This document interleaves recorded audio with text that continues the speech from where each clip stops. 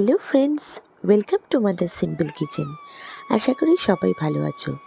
সামনেই দুর্গাপুজো, লক্ষ্মী পুজো।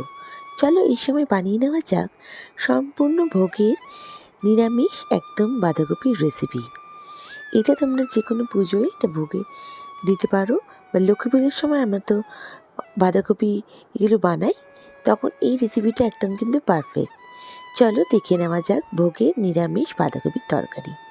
এর জন্য প্রথমে আমি একটা বাঁধাকপি একদম ঝিরি করে কেটে নিয়েছি। এবার কড়াইতে পরিমাণ মতন সরষের তেল দিয়ে আমি এখানে অ্যাড করছি আলু। আমি এখানে 3টে আলু কেটে রেখেছি, এটাকে আমি ভেজে নিচ্ছি। বেশ লাল লাল করে আলুগুলোকে ভেজে নিতে হবে। আমি আলুগুলোকে ভেজে এটা তুলে রেখে দেবো। দেখো এখানে আমি আলুগুলো মিডিয়াম সাইজের আলু নিয়েছি। তোমরা যেরকম আলুর সাইজ বা আলুর পরিমাণ হিসেবে নিতে পারো। এখানে আমি অ্যাড করব পরিমাণ মতো নুন আর হলুদের গুঁড়ো দিয়ে কিন্তু আমি ভাজছি আলুটাকে। দেখো বেশ ভেজে নিয়েছি, ভেজে আমি তুলে রাখবো। আলুটা পিসটা তোমাদের মনের মতনও কাটতে পারো, একটু সাইজ চাইলে বড় করেও কাটতে পারো। আলুগুলো তুলে রেখে দিচ্ছি। এবার আমি কড়াইতে একটা শুকনো লঙ্কা, তেজপাতা, গোটা গরম মশলা আর আমি অ্যাড করব 1 চামচ মতন গোটা জিরে। যখন একটা সুন্দর স্মেল আসবে তখন আমি এখানে অ্যাড করে দিচ্ছি কেটে রাখা বাঁধাকপিটা, দিয়ে ভালো করে একটু আমি ফ্রাই করে নেব।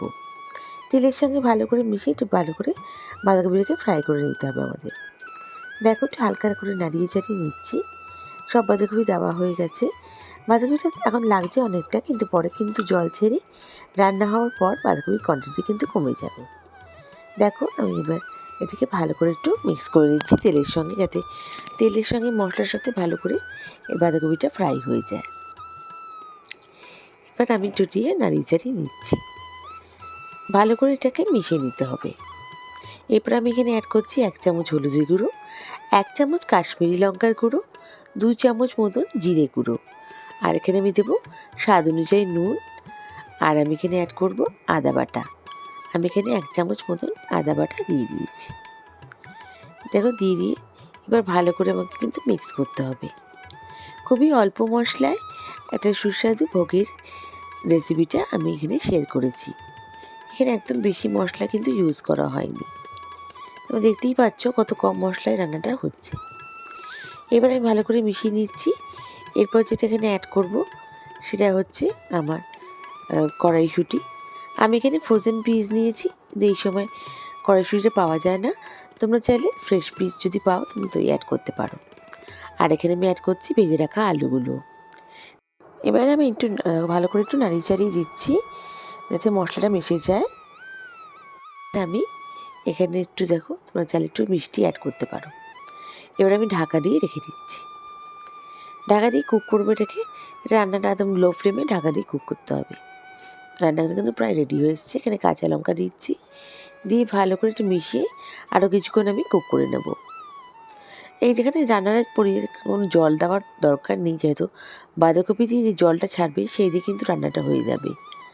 আর রেসিপিটা এত সুস্বাদু হয় কি বলবো, তোমরা না ট্রাই করলে বুঝতেই পারবে না। দেখো ভালো করে আমি নাড়িয়ে চাড়িয়ে নিচ্ছি।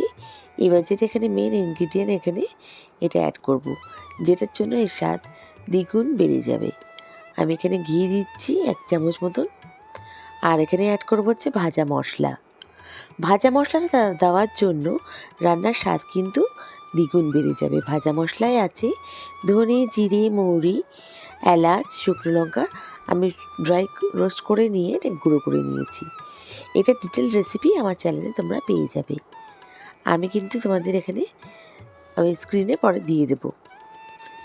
দেখো ভালো করে এবার মিশিয়ে নিলাম। আমি এবার সার্ভ করে দেবো। আমার রেসিপিটা কিন্তু রেডি। আমার রেসিপিটা যদি ভালো লেগে থাকে প্লিজ লাইক করো, আর নতুন বন্ধুরা আমাকে সাবস্ক্রাইব করে আমার পাশে থেকে যেও। বেল বাটনটা প্রেস করো যাতে আমার রান্নার নোটিফিকেশানগুলো সব থেকে প্রথমে তোমরা পেয়ে যাও। আর আমার এই রেসিপিটা কেমন লাগলো আমায় কমেন্ট করে নিশ্চয়ই জানিও। নেক্সট রেসিপি নিয়ে আমি আবার হাজির হয়ে যাব। তোমরা সবাই ভালো থেকো, সুস্থ থেকো। বাই।